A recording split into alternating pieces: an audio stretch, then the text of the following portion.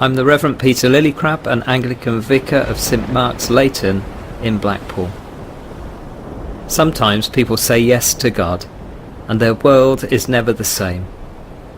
Sometimes people say no, and they never enter into the adventure of faith with Jesus, the Son of God. Peter and the disciples are in a boat one dark night, and Jesus walks towards them on the water, and they are afraid. Peter says, "If it's you, Lord, tell me to come to you on the water." And Jesus says, "Come." And for the first time in human history, an ordinary man becomes a water walker. It's a remarkable story. But Peter loses focus, and his faith gives way. He takes his eyes off Jesus, and he sinks.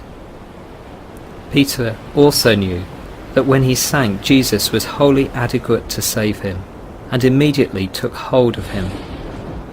If you want to experience the power of God in your life, you've got to take a step of faith.